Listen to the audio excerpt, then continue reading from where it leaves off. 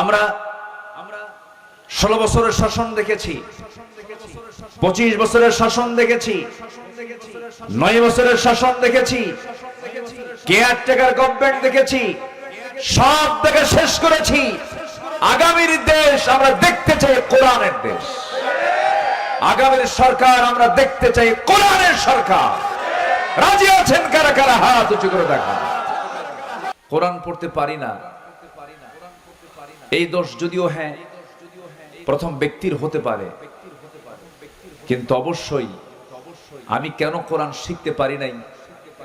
একটি রাষ্ট্র থাকার পরেও, যে রাষ্ট্রে একটা আইন থাকার পরেও, যেখানে শিক্ষা মন্ত্রণালয় থাকার পরেও আমি কেন কোরআনটাকে সহি করে পড়তে পারি না?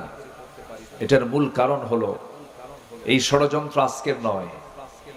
এই উপমহাদেশ শাসন করেছে ওই লুটেরা। ইউরোপরা এসে 200 বছর শাসন করেছে না শোষণ করেছে? শোষণ করেছে।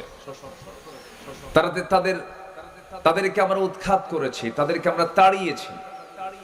ব্রিটিশ বিরোধী আন্দোলন করেছে এই জাতি, কিন্তু ব্রিটিশরা চলে গেল, তাদের রেখে যাওয়া ব্রিটিশি ল প্রত্যেকটা কোর্টে, আদালত প্রাঙ্গণে আছে না নাই বলেন তো? আমাদের এলাকায় একটা গালি আছে, যদি কেউ যদি খুব বদমাইশ হয় তাকে বলে তুই তো ব্রিটিশ। এর এলাকায় আছে কিনা জানি না। তুই তো ব্রিটিশ মানে এটা গালি, একটা কি বলেন তো? গালি। কেন বলবে না? কারণ ইউরোপের সভ্যতা, আধুনিক যে ইউরোপ গড়ে উঠেছে, সব আমার দেশের সম্পদ চুরি আর লুটপাট করে। সম্মানিত ভাইয়েরা, সেই ব্রিটিশ বিরোধী আন্দোলন করে তাদেরকে তাড়ালাম। তাদের তৈরি করা আইনকে আমরা এখনো রেখে দিয়েছি। তাদের তৈরি করা সিলেবাস, কারিকুলামকে আমরা এখনো রেখে দিয়েছি। এজন্য এই জাতির এখনো ভালো করে দিন শেখা হলো না, ভালো করে কোরআন শেখা হলো না। এরপরে আবার বিগত 16 বছর খুব বরকতের সরকার ছিল। যতটুকু ছিল ইসলাম, এটাকেও তারা মুছে ফেলার সমূহ চেষ্টা করেছে। এমন কোন ওয়ে নাই, সকল ওয়ে তারা খাটিয়েছে, কিন্তু সবচেয়ে বড় ধরা কার? আসতে বলবেন না কার? আল্লাহ আছেন না নাই? আল্লাহ ছিলেন, আছেন, থাকবেন। তিনি প্রথম, তিনি শেষ, তিনি গোপন, তিনি প্রকাশ্য। আল্লাহ রাব্বুল আলামিন বলেন, হুয়াল আউয়ালু ওয়াল আখিরু ওয়াল যাহিরু ওয়াল বাতিন ওয়া হুয়া বিকুল্লি শাইইন আলীম। তিনি প্রকাশ্য, তিনি গোপন, তিনি প্রথম, তিনি শেষ। সকল ক্ষমতা কারো হতে পারে না, সকল ক্ষমতা একমাত্র কার? সকল ক্ষমতা কার? আল্লাহ। এদেশের জনগণ ভাবছিল না মরা পর্যন্ত উপায় নাই। আল্লাহ কয় এত হতাশ হলে হয়? আমি কি আল্লাহ নাই? আলাইসাল্লাহু বিকাফিন আবদা। বান্দার জন্য যথেষ্ট কে? আসতে বলবেন না কে? আমরা চাওয়ার চাইতে বেশি পেয়ে গেছি। এটা যেন আমাদেরকে বিপদে না ফেলে। আবার কেমন যেন মনে হচ্ছে আমার কাছে, আমরা বেশি মনে হয় পেয়ে গেছি। এটার জন্য আমরা যেন এই বিগত 16 বছর, ফেরাউন বেঁচে ছিল হলো 1600 বছর, এরা ছিল 16 বছর।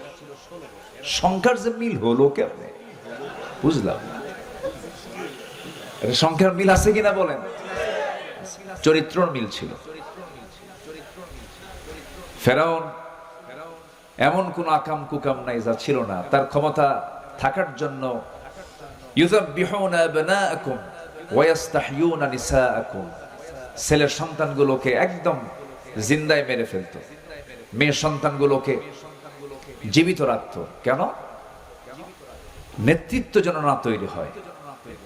নেতৃত্ব তৈরি হওয়ার ভয়ে মার পেট থেকে সন্তান চিরে বের করে হত্যা করত। কত বড় নরপিশাচ ছিল হলো ফেরাউন। এই পৃথিবীতে যারাই আজও যারা হত্যার রাজনীতি করতে চান, হত্যার রাজনীতি করেন, এদের ব্লাড টেস্ট করলে ধরা পড়বে এদের মধ্যে আছে হলো ফেরাউনের রক্ত। কিসের রক্ত বলেন? ফেরাউনের রক্ত। সম্মানিত ভাইরা, তাহলে ক্ষমতা কারো না, ক্ষমতা একমাত্র কার? আল্লাহ। সে আল্লাহর পক্ষ থেকে যে কিতাব কোরআনটা নাজিল হয়েছে, এটা হচ্ছে সকল অশান্তি দূর করার, সকল কল্যাণের একমাত্র উৎস হলো এই কোরআন। এই কোরআনটা নিয়ে আজকের এই আয়োজন, এই কোরআনটা নিয়ে মাদ্রাসার সৃষ্টি, এই কোরআনকে নিয়ে আজকের এই আলোচনা। তা আমি কিছু কথা বলতে চাচ্ছি। আমি আবার একটু আনইজি ফিল করছি, রাত অনেক হয়ে গেছে। কষ্ট পাচ্ছেন না তো আপনারা? বলি আলহামদুলিল্লাহ, জোরে বলি আলহামদুলিল্লাহ। পৃথিবীর সকল জ্ঞান যেখানে হেরে যায়, সকল জ্ঞান যেখানে শেষ, সেখানে কোরআনের জ্ঞানটা শুরু। বলি আলহামদুলিল্লাহ। আল্লাহ পাক এর মধ্যে এমন কিছু তথ্য দিয়েছেন যা পৃথিবীর কোথাও পাওয়া যায় না, খুঁজে পাওয়া যায় না। এটা একটা আশ্চর্য কিতাব। এটা এমন একটা কিতাব যে কিতাবের মধ্যে আল্লাহ রাব্বুল আলামিন সকল জ্ঞান, সকল তথ্য, সকল কিছু আল্লাহ পাকের মধ্যে উপস্থিত করে দিয়েছেন। বলি আল্লাহু আকবার। কোন অফিস চালাবেন আপনি এই কিতাব দিয়ে? কোন অফিসটা আপনি চালাতে চান? স্বরাষ্ট্র মন্ত্রণালয় মনে হয় নাই এর মধ্যে, নাকি আছে? আছে আছে মনে হয়। আচ্ছা, মনে হয় ক্যান্টনমেন্ট চলবে না, সাভার এই যে ক্যান্টনমেন্ট আছে না সাভার, এটা মনে হয় কোরআন দিয়ে মনে হয় খুব একটা দুর্বল হবে, নাকি? চলবে কিনা বলেন? আমার নবীর হাতে তসবিহ ছিল না তরবারি ছিল? বলেন বলেন। ওই যে আমরা তসবিহ কিনে আনেন হাজির সাহেবরা, এরকম তসবিহ হাতে ছিল না তরবারি ছিল? রাসূল তসবিহ ব্যবহার করেছেন, আমি পাইনি কোথাও, এটা আমি পাইনি। মাঝে মাঝে হাতে তসবিহ থাকে কিছু কিছু ব্যক্তির, দেখি মুখ নড়ে না কিন্তু হাত নড়ে, আছে কিনা বলেন তো? আচ্ছা, নড়া দরকার কি? মুখের উচ্চারণ যদি না হয় তাহলে কি হলো বলেন? সুবহানাল্লাহ, এটা আসতে বললেও কি মুখ নড়ে কিনা বলেন? কিন্তু মুখ নড়ে না, হাত নড়ে। লক্ষণ কি বলেন তো? লক্ষণ কি?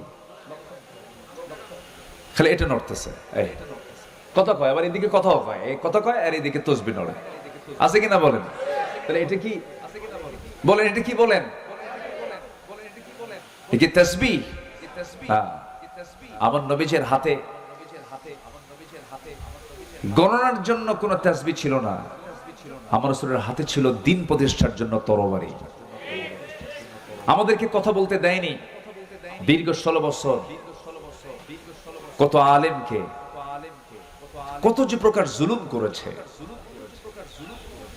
আল্লামা সাঈদীর মতো মানুষটাকে ধরে রিমান্ডে নিয়ে প্রায় 2-2.5 মাস ধরে একটানা 3 দিন 4 দিন পর্যন্ত একটা চেয়ারে বসে রেখে হিন্দু পুলিশ দিয়া তার মুখে থাপড়ানো হয়েছে। মাথা চক্কর মেরে তিনি পড়ে গেছেন। সম্মানিত ভাইয়েরা, আল্লাহ কি শোনেন না? আল্লাহ শোনেন কিনা বলেন? আল্লাহ শোনেন। চোখের পানিতে যায় নামাজ ভিজে গেছে, চোখের পানিতে জেলখানার বালিশ ভিজে গেছে। আজকের যিনি মেহমান কথা বলবেন, আমার প্রিয় ভাই খালিদ সাইফুল্লাহ আইয়ুবী, তার হাত ভেঙে দেওয়া হয়েছে।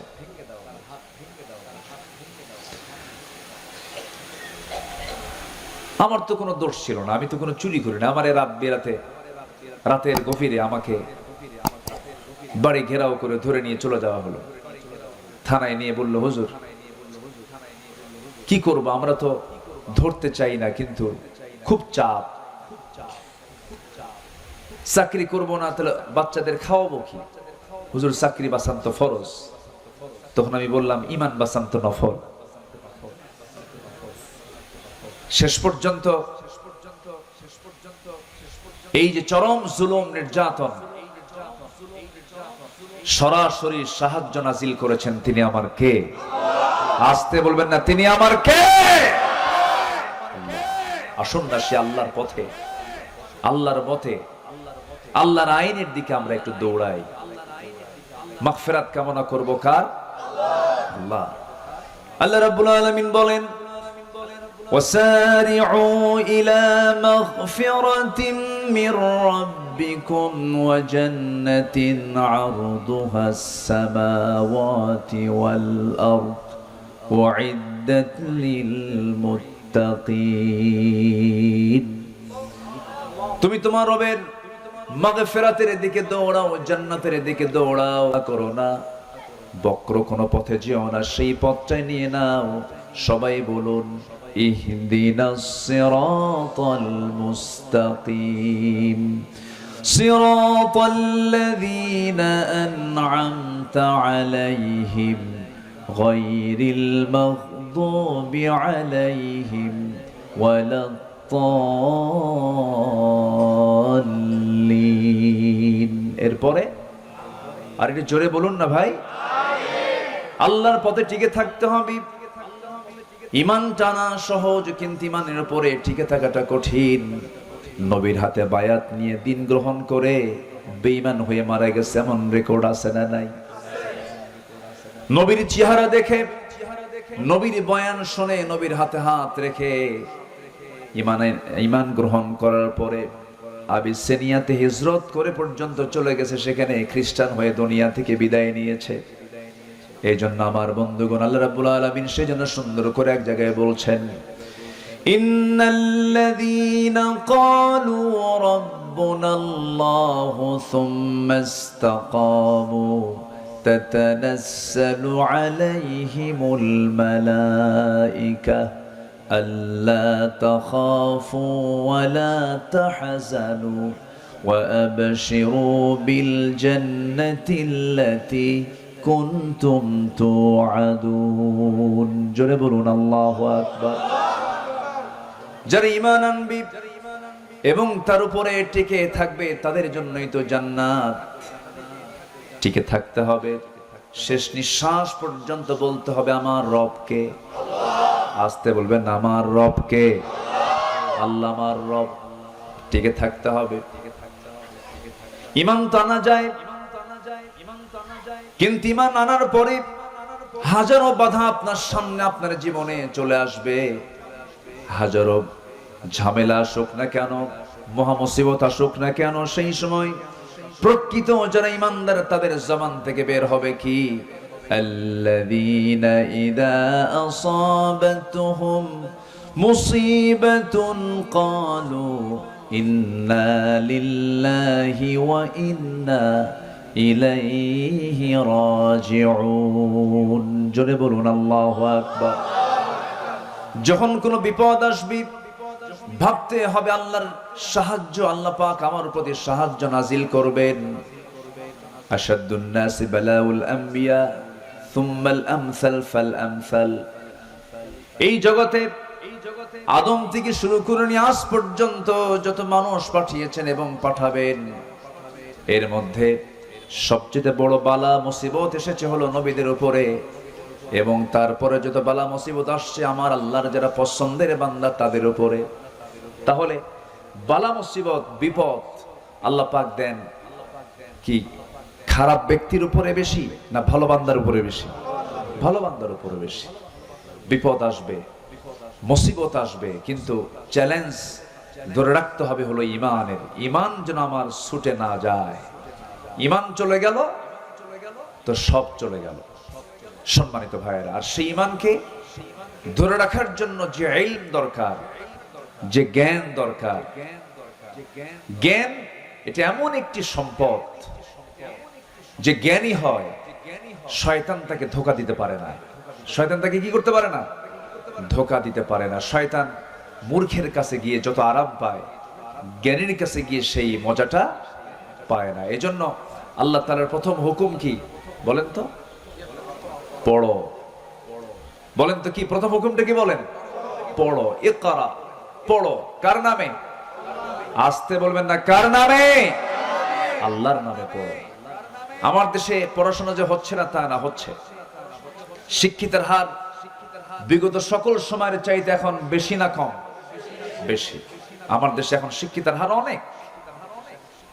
কিন্তু যে শিক্ষিতরা আমরা দেখতে পাচ্ছি, যে শিক্ষিতদের দেখতে পাচ্ছি, আমার দেশের উন্নয়নে ধরুন শ্রমিকরা দেশটাকে পিছায় দিয়েছে না আগায় দিয়েছে? আগায় দিয়েছে। আমার দেশের কৃষক যারা কৃষি কাজ করেন তারা দেশকে পিছায় দিয়েছে না আগায় দিয়েছে? আগায় দিয়েছে। প্রবাসী, লক্ষ লক্ষ প্রবাসী প্রবাস জীবনে থেকে ওই পাখির মতো ঝুলে ঝুলে কনস্ট্রাকশনের যে কাজগুলো করেন তারা দেশকে পিছায় দিয়েছেন না আগায় দিয়েছেন? আগায় দিয়েছেন। আচ্ছা বলুন তো, শ্রমিক, এই কৃষক, এই প্রবাসী লোকগুলো কি শিক্ষিত না অশিক্ষিত? অশিক্ষিত। তারা অশিক্ষিত হওয়ার পরও এই শ্রমিক, এই প্রবাসী, এই কৃষক অশিক্ষিত থাকার পরও দেশকে তারা আগায় দিল, দেশের উন্নয়নে বিশাল ভূমিকা পালন করলো। কিন্তু দেশকে পিছায় দিল কারা? বলেন কারা? শিক্ষিতরা। কোন শিক্ষিতরা? যারা কোরআন শিখেছে তারা মনে হয় নাকি? বলেন বলেন তারা। তারা শিক্ষা দু প্রকার। দেশকে পিছায় দিয়েছে রুহের শিক্ষায় শিক্ষিত যারা, যে শিক্ষার মধ্যে প্রাণ আছে, ওহির শিক্ষার মধ্যে যে প্রাণটা আছে, এই শিক্ষায় শিক্ষিত লোকগুলো দেশকে পিছায় দেয় নাই। দেশের টাকা লোপাট করে বাইরে পাচার করেছে ওই সমস্ত শিক্ষিতরাই যারা কোরআন ছাড়া জ্ঞান অর্জন করে জাতিকে ঠকিয়ে দিয়েছে। সম্মানিত ভাইয়েরা, আমি বলছি না যে আপনি ইঞ্জিনিয়ার হবেন না, হবেন। আমি বলছি না আপনি ডাক্তার হবেন না, হবেন। কেন হবেন না? ডাক্তার হবেন, ইঞ্জিনিয়ার হবেন। কিন্তু সব জ্ঞান অর্জন আপনি করতে পারবেন, আপত্তি নেই। কিন্তু সবার ডাক্তার হওয়া ফরজ না, সবার ইঞ্জিনিয়ার হওয়া ফরজ না। কিন্তু সবার জন্য জান্নাত পাওয়ার জন্য কি শেখা ফরজ? বলেন বলেন বলেন, কি শেখা ফরজ? কোরআন শেখা সবার জন্য ফরজ। সম্মানিত ভাইয়েরা, এই জাতিকে কোরআন থেকে মাহরুম রাখা হয়েছে। আমরা এমন একটি শিক্ষানীতি দেখতে চাই। যেহেতু একটা মাদ্রাসার প্রোগ্রামে আসছি, আমি স্পষ্ট ভাষায় জানিয়ে দিতে চাই, আমরা সামনে এমন একটি শিক্ষানীতি দেখতে চাই যে শিক্ষানীতির ভিতরে সকল ফ্যাকাল্টিতে, সকল শিক্ষায়, সকল প্রতিষ্ঠানে সবার আগে এক নম্বর সিলেবাস হবে কোরআন। এটি কি দেখতে চান আপনারা? জাতি তখনই ভালো হবে যখন জাতির হাতে তুলে দেওয়া হবে কি তুলে দেওয়া হবে? কোরআন। কিন্তু আমি নিজেও ঢাবির ছাত্র ছিলাম, ঢাকা ইউনিভার্সিটিতে পড়াশোনা করেছি। বিগত সময়ে যে রাজনীতিগুলো আমরা দেখেছি, ছাত্রদের হাতে কোরআন তুলে দিয়েছে না অস্ত্র তুলে দিয়েছে? কোরআন তুলে দিয়েছে না মাদক তুলে দিয়েছে? কোরআন তুলে দিয়েছে না নারী তুলে দিয়েছে? আমরা সেই নেতৃত্ব দেখতে চাই না। সকল বাতিল নেতৃত্বকে না বলে, সকল বাতিল নেতৃত্বের মুখে ঝাঁটা মেরে আমরা একটি সৎ নেতৃত্ব বাংলার জমিনে গড়ে তুলতে চাই। সবাইকে রাজি আছেন? রাজি আছেন কারা কারা? একটা হাত উঁচু করে দেখান মুসলমান।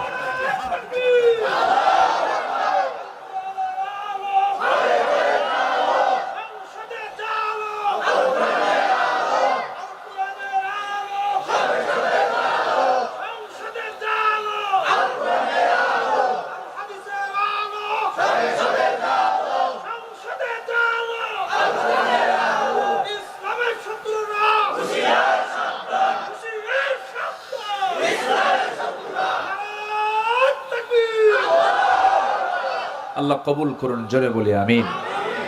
রাগ করতেছেন মনে হয়। আমরা যখন রাষ্ট্র নিয়ে কথা বলি, আমরা যখন সমাজ নিয়ে কথা বলি, তখন একটা মহলের গায়ে চুলকানি শুরু হয়, আছে কিনা? হুজুর আপনি দোয়া করে দিবেন। আমরা যা করি, আপনাদের দায়িত্ব হলো দোয়া করা। বাচ্চা হলে আজান দেওয়া, বিয়ের প্রয়োজন হলে একটু বিয়ে পড়ায় দেওয়া, আর মরে গেলে একটু জানাজা পড়ায় দিবেন। এই তো আপনাদের ডিউটি। আপনারা আবার এই দিক থেকে কথা বলেন কেন? আমার দেশে আবার কিছু হুজুরও ছিল, বিগত 16 বছর দেখেছি আমরা, সিনেমা হল উদ্বোধন হবে, হুজুর গিয়ে দোয়া করে। মদের ফ্যাক্টরি উদ্বোধন হবে, দোয়া করে আল্লাহ এই ফ্যাক্টরিতে বরকত দিয়ে দাও। আছে কিনা বলেন?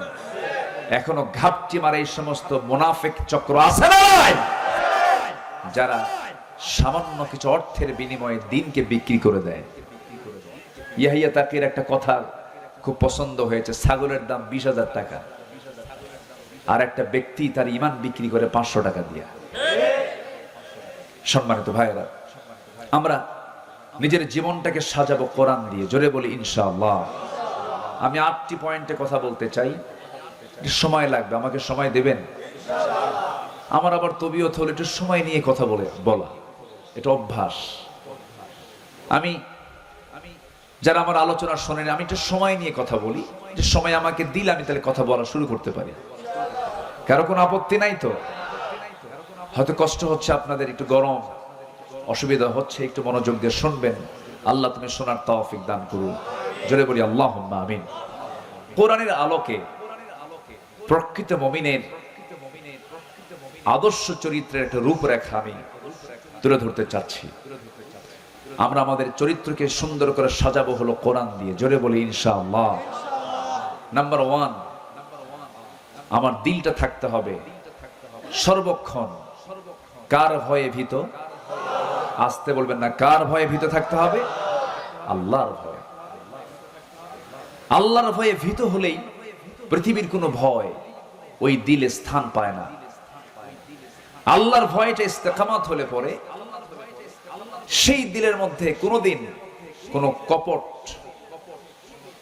কোনো কটু চক্রান্তকারী তার ঈমানকে ছিনতাই করে নিতে পারে না, সেই হৃদয়ে শয়তান বাসা বাঁধতে পারে না। এজন্য আমাদের দিলে যে ভয়টা, এই ভয়টা জাগ্রত করতে হবে। কার ভয়?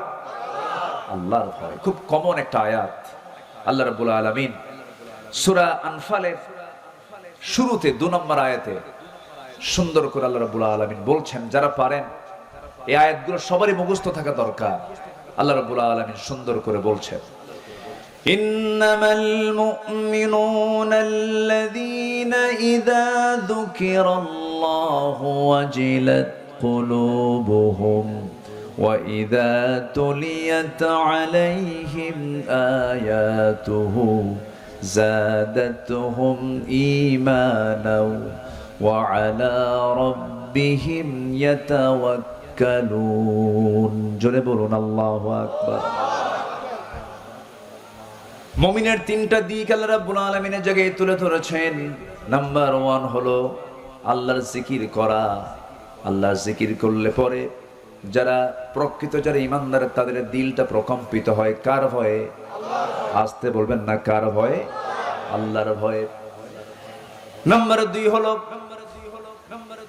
ঈমান যদি একটু দুর্বল থেকে থাকে, কোরআনের সুন্দর করে তেলাওয়াতের মধ্য দিয়া, কোরআনটাকে বোঝার মধ্য দিয়া, তিলাওয়াত, কিরাআত, দিরাসাত, তাদাব্বুর, সমস্ত হকগুলো আদায় করে যে বান্দা কোরআনের হক আদায় করে কোরআনটা সুন্দর করে বোঝার চেষ্টা করবে, ঈমান যদি দুর্বল থাকে, কোরআন শোনার সঙ্গে সঙ্গে তার ঈমানটা শতগুণে বৃদ্ধি পেয়ে যায়। জোরে বলি সুবহানাল্লাহ। মোবাইলের চার্জ কমে গেছে, চার্জার দিয়ে চার্জ দিতে হয়। ঈমানের চার্জ একটু দুর্বল হয়েছে, চার্জ দিতে হয় কি দিয়া? আসতে বলবেন না, কি দিয়া? যে দলের রাজনীতি কোরআন দিয়ে নয়, সেই দল করা হারাম। আসতে কন কেন? আসতে কন কেন? মুসলমান কখনো জাতীয়তাবাদকে বিশ্বাস করতে পারে না। মুসলমান কখনো সেকুলারিজমকে বিশ্বাস করতে পারে না। মুসলমান কখনো ক্যাপিটালিজমকে বিশ্বাস করতে পারে না। মুসলমান কখনো মানুষের তৈরি করা কোনো ইজমকে, কোনো মতবাদকে, তন্ত্র মন্ত্রকে বিশ্বাস করতে পারে না। মুসলমান বিশ্বাস করবে কার দেওয়া বিধানকে? আল্লাহর দেওয়া বিধানকে মুসলমান বিশ্বাস করবে। তাহলে কোরআন তেলাওয়াত করলে পরে, কোরআনটার সঙ্গে সম্পর্ক রাখলে পরে ইমানের চার্জ কমে না বাড়ে? আসতে বলবেন না, কমে না বাড়ে? বাড়ে। অতএব যেখানে কোরআন পাবেন, যেখানে কোরআন ওয়ালা পাবেন, সেই জায়গায় আমাদের বৈঠক বেশি হওয়া দরকার, তাদের সঙ্গে যোগ সাজস বেশি রাখা দরকার। যেখানে গেলে বিড়ি পাওয়া যায়, যেখানে গেলে পরে ইয়াবার ট্যাবলেট পাওয়া যায়, যেখানে গেলে পরে অস্ত্র পাওয়া যায়, যেখানে গেলে পরে চাঁদার ভাত পাওয়া যায়, যেখানে গেলে পরে নারী পাওয়া যায়, ওই সমস্ত জায়গাকে আমাদের মাইনাস করতে হবে। ঠিক কিনা বলেন? এমন জায়গা আছে না নাই আমার দেশে? আসতে বলবেন না, আছে না নাই? আচ্ছা সম্মানিত ভাইরা, তাহলে ঈমান বৃদ্ধির জন্য মাধ্যম হলো এই কিতাবের সঙ্গে সম্পর্ক রাখা। আর জিকির করলে দিলে ভয় সৃষ্টি হয়। কার ভয়? আল্লাহর ভয়। নাম্বার 3 হলো ওই সমস্ত বান্দাগুলো যারা আল্লাহকে ভয় করে, আল্লাহর কালামকে যারা সুন্দর করে তেলাওয়াত করে, ওই সমস্ত বান্দার আরেকটা গুণ হলো ওই সমস্ত বান্দাগুলো জীবনের সকল জায়গায় ভরসা রাখে কার উপরে? আসতে বলবেন না, কার উপরে? আল্লাহর উপরে। আল্লাহ রাব্বুল আলামিন বলেন, ফাইদা আযামতা ফাতাওয়াক্কাল আলাল্লাহ ইন্নাল্লাহা ইউহিব্বুল মুতাওয়াক্কিলিন। যখন তোমরা কোনো সিদ্ধান্তহীনতায় পড়ে যাবে, যখন তোমরা কোনো কঠিন মুসিবতের মধ্যে পড়ে যাবে, সেই সময় তোমরা আমার উপরে ভরসা করবে। আমি আল্লাহ রাব্বুল আলামিন আমার প্রতি ভরসা করনেওয়ালা, আমার প্রতি যারা ভরসা করে আমি তাদেরকে দারুণ ভালোবাসি। জোরে বলি সুবহানাল্লাহ। তাহলে আমাদের ভরসার জায়গা কে? আসতে বলবেন না, কে? জনগণ সকল ক্ষমতার উৎস। ভরসা না এটা? এটা কি ভরসা? ভরসা নয়। সকল ক্ষমতা কার? সকল ক্ষমতার উৎস কে? আল্লাহ তাআলা। আল্লাহর ভয় থাকতে হবে। সাইয়েদনা ওমর ফারুক রাদিয়াল্লাহু তাআলা আনহু একদিন জাহান্নামের আয়াত শুনতেছিলেন। কিসের আয়াত বলেন তো? জাহান্নাম। এটা কোথায় আছে? বলেন বলেন, জাহান্নামের আয়াত কোথায়? কোরআন। শোনা মাত্রই অস্থিরতা বেড়ে গেল, খুব কাঁপতেছে। কাঁপতে কাঁপতে অঝরে ঝাড়ায় তিনি চোখের পানি ফেলতে লাগলেন। অস্থির চিত্ততা নিয়ে তিনি নিজেকে বলছেন, ওই হাকায়া ওমর আন্না লাকান নাজাহ।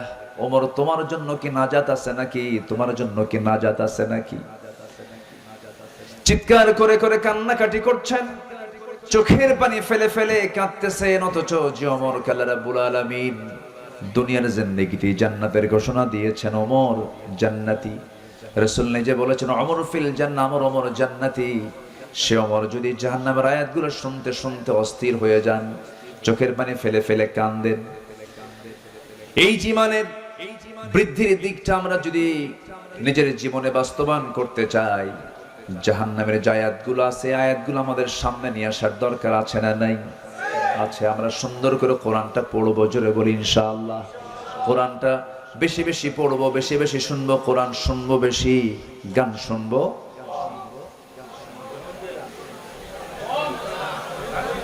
এতক্ষণে গান শুনবেন, কম শুনবেন? তাহলে কম শোনা জায়েজ নাকি? যেটা জায়েজ নাই, কমও জায়েজ নাই, বেশিও জায়েজ নাই। সারা বছর কোন মাসে আইএমএ 20 এর রোজা বাদ দেয় না, সোমবার বৃহস্পতিবার রোজা রাখে, ঈদের দিন মদ খায়। ঈদের দিন কি খায়? মদ খায়। ভাবে যে সারা বছর তো আমি আওবিন পড়ি, তাহাজ্জুদ পড়ি, ঈদের দিন বিকাল বেলা একটু আনন্দ করবো, তো একটু কয়েক ঢোক মারবো, এর আর কি হবে? আছে কিনা বলেন? আছে। এটা কি ইমানদারের কাজ? ইমানদার কখনো যেটা হারাম, অল্প হারামও সে গ্রহণ করতে যাবে না। ইমানদার সম্পূর্ণ হারাম জিনিসকে, হারাম খাদ্যকে, হারাম বস্তুকে, হারাম পন্থাকে সে চুল পরিমাণ গ্রহণ করতে পারে না।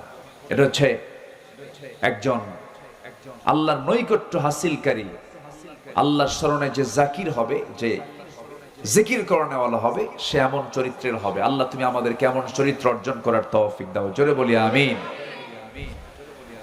সে আদর্শ চারিত্রিক রূপরেখার 2 নম্বর দিক হচ্ছে আল্লাহ এবং রাসূলের প্রতি নিঃশর্ত আনুগত্য। আমরা যে আনুগত্য করব আল্লাহকে এবং রাসূলকে, কোন শর্ত দিয়া, আসতে কয়, কোন শর্ত দিয়া, আর আল্লাহ এবং রাসূল ছাড়া অন্য কারো যখন আমরা আনুগত্য করতে যাব তখন কি দিয়া? শর্ত দিয়া। আমি আপনার আনুগত্য করব ততক্ষণ যতক্ষণ আপনি আল্লাহকে মানবেন, রাসূলকে মানবেন, ততক্ষণ মানব। আপনি আমার ইমাম, আমি ততক্ষণ মানব যতক্ষণ আপনি নামাজটা আপনি আল্লাহর নিয়মে পড়াবেন। রুকু কয়বার করে বলেন? সেজদা কয়বার হয়? 2 বার। রুকু 1 বার। আর ইমাম যদি মনে করে রুকু 1 বার করে লাভ কি, সেজদাও 2 বার দেই, রুকু 2 বার দেব, সওয়াব তো বেশি হবে। আপনি কি পড়বেন নামাজ? এটা কি, এই পন্থা কি ইসলাম দিয়েছে? ইসলাম দিয়েছে কয়বার? 1 বার। আমি 2 বার দিতে পারি না। সেজদা দিতে বলেছে কয়বার? 2 বার। 3 বার করতে পারি না। আর যদি কোনো ইমাম 3 বার সেজদা দেয়, 2 বার রুকু করে, বেশি তো করলো, এরপরও মানা যাবে না। তাহলে আমি ইমামকে মানতেছি শর্ত দিয়া, কি দিয়া? যতক্ষণ তুমি আল্লাহ রাসূলকে মানো ততক্ষণ তুমি আমার, আমি তোমাকে আনুগত্য করব, তুমি আমার ইমাম। আল্লাহ নবীর আনুগত্য বাদ দিবা, কল্লা ধরে টেনে মসজিদ থেকে বের করে দেবে, ঠিক কি না? এটাই হচ্ছে নিঃশর্ত আনুগত্য আর শর্ত আনুগত্য। আপনি আল্লাহর সাথে, রাসূলের সাথে তার আপনার যে আনুগত্য হবে, এটা হবে নিঃশর্ত, কোন শর্ত দেওয়া যাবে না। আল্লাহ যা বলেছেন, কেন বলেছেন, এটা বলা যাবে। রাসূল এটা করতে বলেছেন, কেন বলেছেন, এটা বলা যাবে না। আপনি কেন বলবেন, ঈমান আপনার চলে যাবে। আল্লাহ যা বলেছেন, সামিআনা ওয়া আতাআনা, শুনলাম, সঙ্গে সঙ্গে তা মানবো, জোরে বলি ইনশাআল্লাহ। আল্লাহ রাব্বুল আলামিন বলেন, ইয়া আইয়ুহাল্লাযীনা আমানু আতিউল্লাহা ওয়া আতিউর রাসূল ওয়া লা তুবতিলু আ'মালাকুম। আল্লাহ পাক আরেক জায়গায় বলছেন, ইয়া আইয়ুহাল্লাযীনা আমানু আতিউল্লাহা ওয়া আতিউর রাসূলা ওয়া উলিল আমরি মিনকুম ফাইন তানাযা'তুম ফি শাইইন ফারুদ্দুহু ইলাল্লাহি ওয়ার রাসূল। জোরে বলুন আল্লাহু আকবার।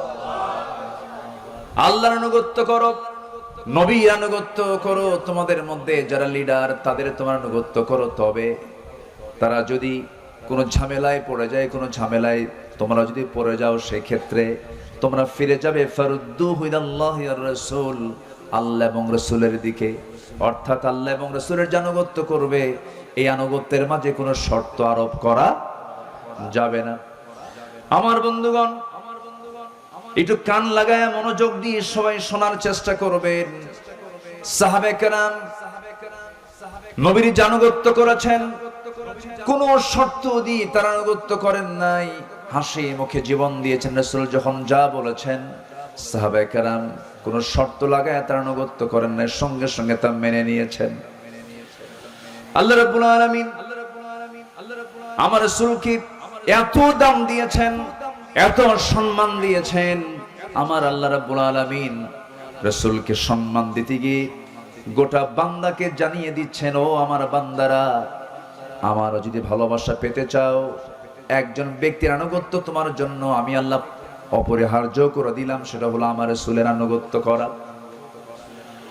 আমারও যদি ভালোবাসা পেতে চাও, আমার মুহাব্বত যদি তুমি অর্জন করতে চাও, শর্ত হলো আমার নবীর তোমরা ইত্তেবা করবে। আল্লাহ রাব্বুল আলামিন বলছেন, ফাত্তাবিউনি ইউহিব্বুকুমুল্লাহ ওয়া ইয়াগফির লাকুম যুনুবাকুম ওয়াল্লাহু গফুরুর রহিম। জোরে বলুন আল্লাহু আকবার। আল্লাহর যদি ভালোবাসা পেতে চাও, নবীর আনুগত্য করো, নবী যা কিছু বলেছেন তা তোমরা ফলো করো। ব্যক্তি জীবন থেকে শুরু করে নিয়া তোমার যত জীবন আছে, প্রত্যেকটা জীবনের প্রত্যেকটা অঙ্গনে নবীকে মানো, নবীকে সুন্নাহ ভালো, আলহামদুলিল্লাহ, কোনো সমস্যা না। আমি বলছি না যে এগুলোর গুরুত্ব ইসলামে নাই, আছে, কিন্তু মুখের দাড়ি কিন্তু আবু জেহেলেরও ছিল। এরপরে পোশাক আশাক দিয়ে যদি জান্নাত পাওয়া যেত, বর্তমান বিশ্বে অন্যান্য ধর্মের অনেক পোশাক আছে যেটা ইসলামের সঙ্গে মিলে যায়, আছে কিনা বলেন? মিলে যায়।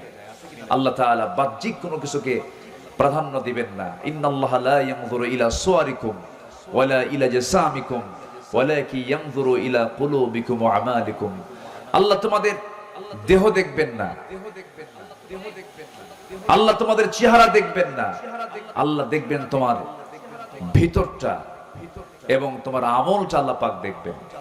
সম্মানিত বন্ধুগণ, সম্মানিত ভাইয়েরা, এইজন্য নবীর প্রতি এবং আল্লাহর প্রতি যে আনুগত্য হবে, এই আনুগত্যের মাঝে কোনো শর্ত আরোপ করা যাবে না। সম্মানিত ভাইয়েরা, সাদ ইবনে মুআজ রাদিয়াল্লাহু তাআলা আনহু একজন সাহাবী, যিনি 30 বছর বয়সে ইসলাম কবুল করেন, 35 বছর বয়সে শাহাদাত বরণ করেন। ইসলাম পেয়েছেন কয় বছর? বলেন, কয় বছর পেয়েছেন? মাত্র 5 বছর। এই 5 বছরে তিনি ইসলাম পেলেন। প্রথম যে যুদ্ধ হলো বদর, বদর যুদ্ধের দিন তিনি বদরের ময়দানে দাঁড়ালেন। এই যুদ্ধটা ছিল কি সমান সমান যুদ্ধ না অসম যুদ্ধ? অসম। 313 কোথায় আর 1000 কোথায়? অশ্বরোহী কোথায় আর পদাতিক কোথায়? পায়ে হেঁটে যাওয়া আর ঘোড়ার পিঠে থেকে যুদ্ধ করা, অস্ত্র হাতে নিয়ে যুদ্ধ করা আর অস্ত্র ছাড়া যুদ্ধ করা, একটা অসম যুদ্ধ ছিল। সেই যুদ্ধের ময়দানে এই সাদ বিন মুআজ রাদিয়াল্লাহু তাআলা আনহু যখন আমার নবী যখন ডাকলেন, উঠে সেই বদরের ময়দানে দাঁড়িয়ে তিনি বলছেন, ফাওয়াল্লাযী বাআসাকা বিল হক, আল্লাহর কসম করে বলছি যিনি আপনাকে সত্য সহ প্রেরণ করেছেন, লাউস্তাআরাতু বিনা হাযাল বাহর, হে রাসূল, আপনি যদি আমাদেরকে সমুদ্রের দিকে অগ্রসর করতে বলেন, আমরা অগ্রসর হব, ঝাঁপিয়ে পড়ব, আপনার আনুগত্যের বাইরে আমরা এক চুল পরিমাণ যাব না। জোরে বলে সুবহানাল্লাহ। সেই সাহাবী বদরে গেলেন, উহুদও গেলেন, খন্দকের যুদ্ধ পরপর এই 3 নম্বর যুদ্ধে অংশগ্রহণ করলেন। মাত্র 5 বছর তিনি ইসলাম পেয়েছেন, 30 বছরে দিন গ্রহণ করলেন, 35 বছরে দুনিয়া থেকে বিদায় নিলেন। যখন উহুদের ময়দানে, খন্দকের পরীক্ষা খননের যুদ্ধের ময়দানে যখন তিনি উপস্থিত, যুদ্ধ শেষ হওয়ার মাঝেই একটা আক্রমণ তার প্রতি করা হলো, রক্তক্ষরণ শুরু হয়ে গেল। সে রক্তক্ষরণে তিনি রক্ত শূন্যতায় পড়ে গেলেন। এক পর্যায়ে তাকে বাঁচানো গেল না, তিনি দুনিয়া থেকে বিদায় নিলেন। সাহাবায়ে কেরাম শোকাহত চিত্ততা নিয়ে রাসূলের সামনে এসে বলছেন, ইয়া রাসূলুল্লাহ, আপনার প্রিয় সাহাবী সাদ বিন মুআজকে আমরা অনেক চেষ্টা করেছি, তার সেবা করেছি, বাঁচলো না, দুনিয়া থেকে বিদায় নিয়েছেন। আমার নবীজি শোনা মাত্রই ইন্না লিল্লাহ বললেন, তার জন্য দোয়া করলেন।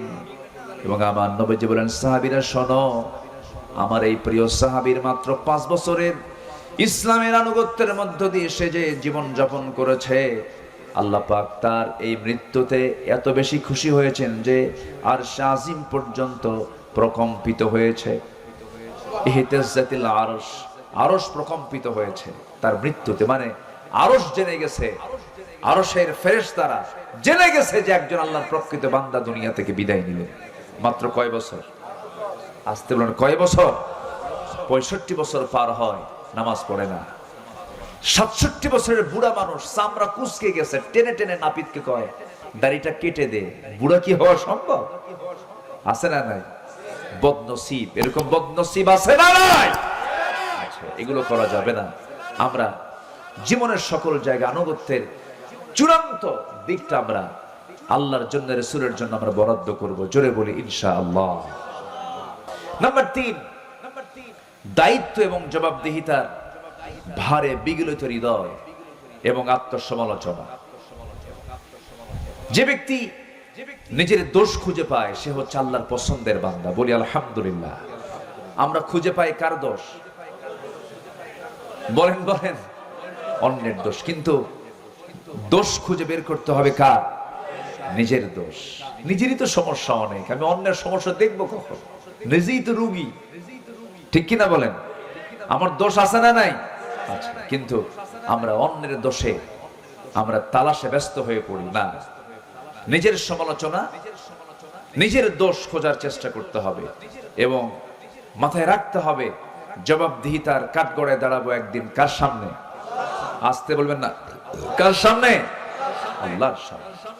আল্লাহ রাব্বুল আলামিন সুন্দর করে বলছেন, ইন্না আরাদনাল আমানাতা আলাস সামাওয়াতি ওয়াল আরদ ওয়াল জিবালি ফাআবাইনা আন ইয়াহমিলনাহা ওয়া আশফাকনা মিনহা ওয়া হামালাহাল ইনসান ইন্নাহু কানা যালুমান জাহুলা। জোরে বলুন আল্লাহু আকবার। সূরাতুল আহজাব 72 নম্বর আয়াত আল্লাহ রাব্বুল আলামিন বান্দার পরিচয় দিতে নিয়ে তিনি বলছেন, আমি আসমান, জমিন, পর্বতমালার প্রতি আমানত পেশ করেছি। তারা তা বহন করতে অস্বীকার করেছে, ভীত হয়ে পড়েছে, কিন্তু মানুষ সেই আমানতকে বহন করেছে। আমার বন্ধুগণ, মানুষকে আল্লাহ পাক সে দায়িত্ব দিয়েছেন। একজন খলিফার কথা কিছুক্ষণ আগেও বলেছি। 2 নম্বর খলিফার নাম কি বলেন? বলেন কি? কিসের আয়াত শুনে কেঁদেছেন? মনে আছে আপনাদের? ওমর। আল্লাহু আকবার। কয় নম্বর খলিফা? বহুদিন আগে এক মাহফিলে বললাম, ওমরে ফারুককে চিনেন কে? সামনে থেকে এক ছোট্ট ছেলে দাঁড়ায় বলে, হুজুর আমি চিনি। কে? আমাদের বাড়ির দোতলায় ভাড়া থাকে। আমাদের বাড়ির দোতলায় ভাড়া থাকে। এটা কি সেই ভাড়া থাকে ওমর? কোন ওমর? বলেন বলেন বলেন। কোরআনের ওমর। আল্লাহু আকবার। রাসূল মারা গেছেন, উনি বিশ্বাস করতে পারছিলেন না। কি ভালোবাসা ছিল! আল্লাহু আকবার। আমার নবী ইন্তেকাল করেছেন।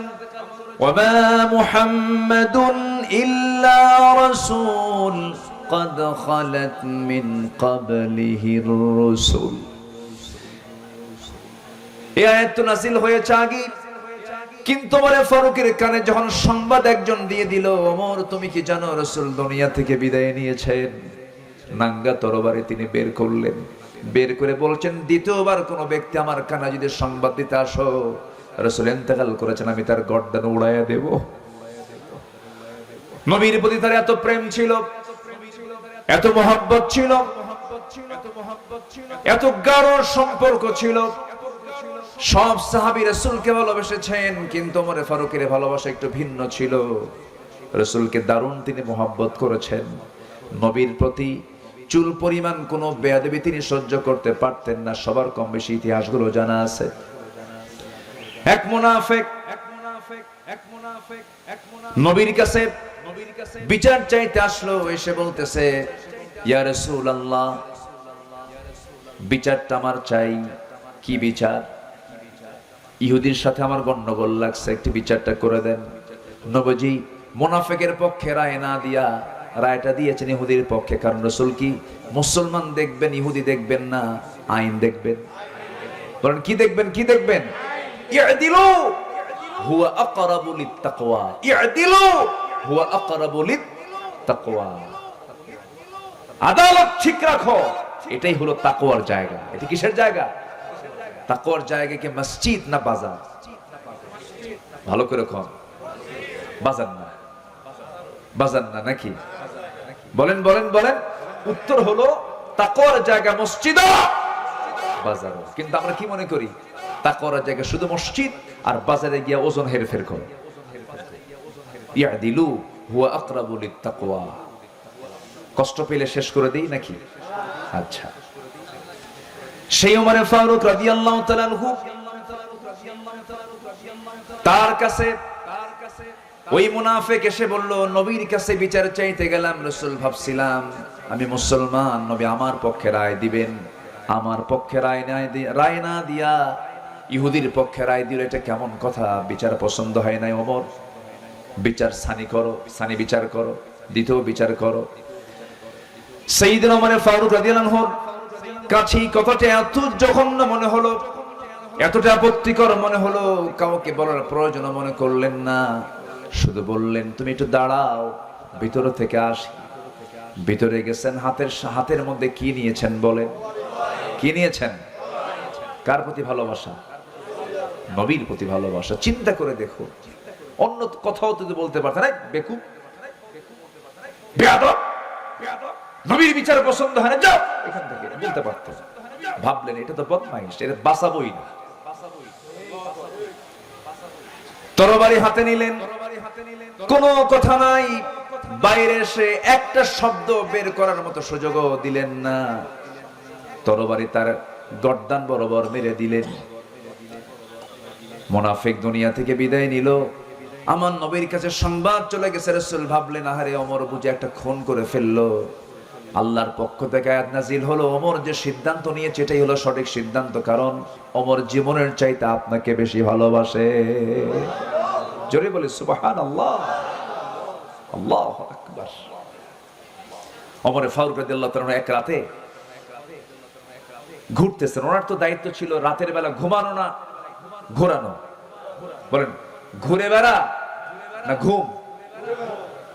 ঘুরতেন খাদেমের মতো। কিসের মতো বলেন? রাতের বেলা পুলিশের ডিউটি করে না? ডিউটি করে কিনা? রাতের বেলা ডিউটি করে, অস্ত্র হাতে নিয়ে। আর ওমর ফারুক রাতের বেলা ডিউটি করতেন হাতে ছোট্ট একটা লাঠি নিয়ে। আল্লাহু আকবার। মদিনার অলিগলি ঘুরতেছেন।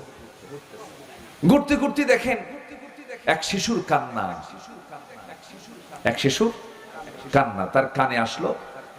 দরজার কাছে গিয়ে বললেন, এই মহিলা, এই কন্যা, এই সন্তানের মাকে তোমার কিছু দয়া মায়া নাই? এই গভীর রাত্রে শিশু কাঁদবে, থামাতে পারো না? ধমক দিলেন, আবার চলে গেলেন। শেষ রাতের দিকে আবার এসে দেখেন আবার কাঁদতেছে। এবার ধমক দিয়ে বললেন, তোমার কি আল্লাহর ভয় নাই? ছোট্ট বাচ্চা কাঁদলে তার খাবারের ব্যবস্থা করতে পারো না? এক পর্যায়ে ওই মহিলাটা দুঃখ ভরা কণ্ঠে খুব আবেগ তাড়িত হয়ে বলতেছে, আপনি আমাকে খুব বিরক্ত করছেন। এই গোটা রাত ধরে আপনি আমাকে বিরক্ত করছেন কেন? আমার সন্তান তো কাঁদবেই, কান্নাকাটি করবে, কারণ এই এলাকার যে শাসক, এই জনপদের যে খলিফা ওমর তো দুগ্ধ পোষ্যদের কোনো ভাতা দেয় না। দুগ্ধ পোষ্যদের কোনো ভাতা দেয় না। কার দোষ ধরে দিল? বলেন, কার দোষ? মহিলা তো আর চেনে না যে সামনে কে দাঁড়ায় কথা কয়। সাইয়েদনা ওমর ফারুক জিব্বায় মারলেন কামড় আর বলেন, ইন্না লিল্লাহ।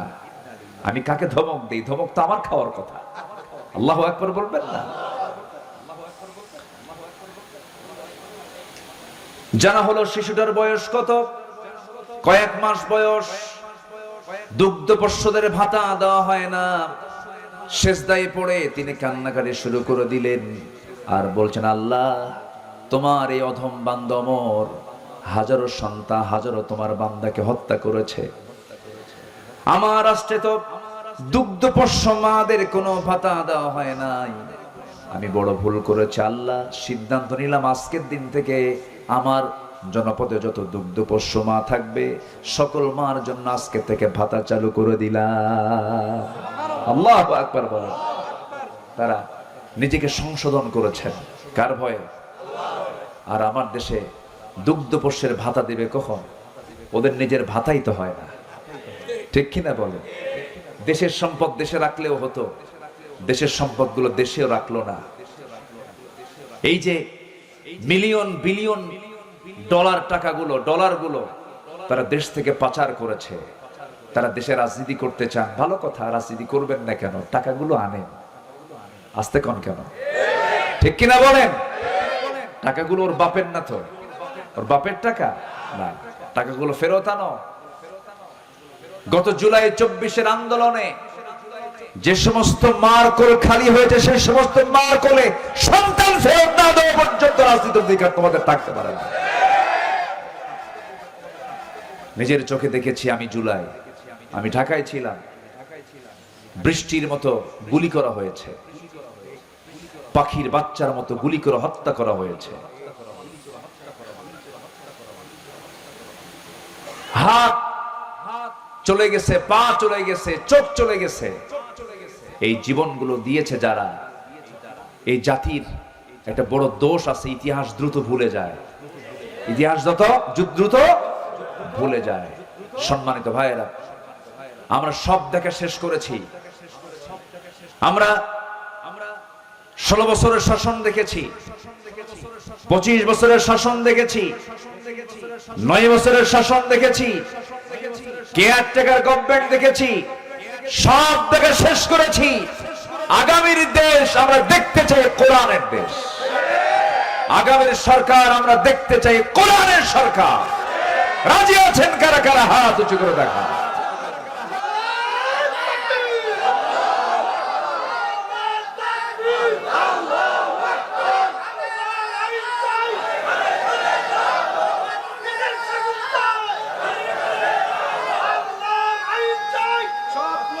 আল্লাহ কবুল করুন, জোরে বলি আমিন।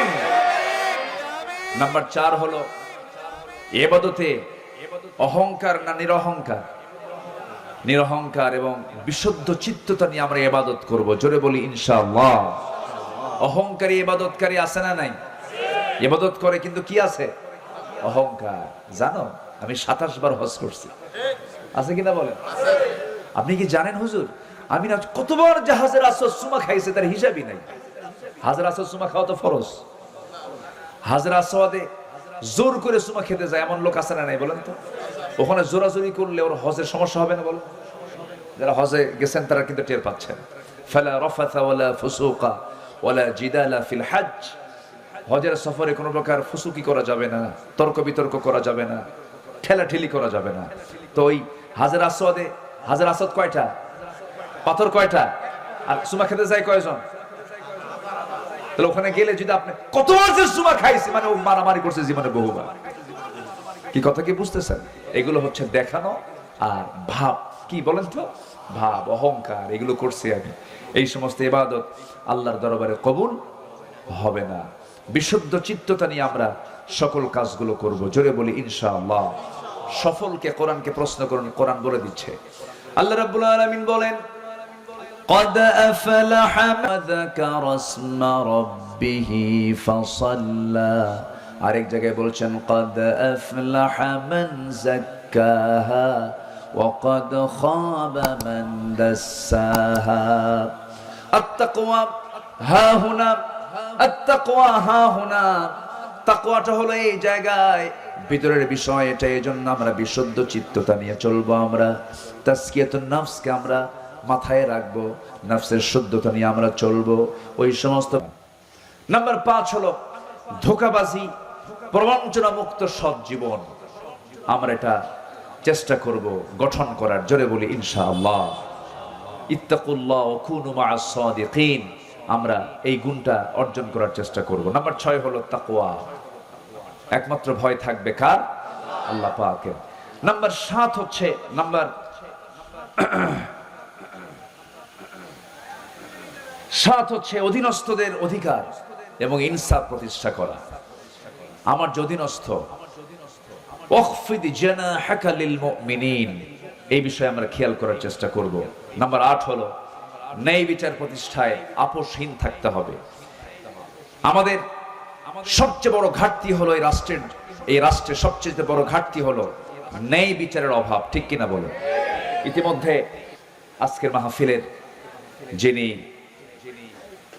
অন্যতম মেহমান, বরেণ্য অতিথি, আমার প্রিয় ভাইজান, এদেশের অগণন মানুষের হৃদয়ের স্পন্দন, আমার প্রিয় ভাইজান, অত্যন্ত বিনয়ী মানুষ, হাসি খুশি মানুষ, মুহাদ্দিস, মুফাসসির, ওয়াইজ, মুহতারাম মাওলানা খালিদ সাইফুল্লাহ আইয়ুবী হাফিজাহুল্লাহ।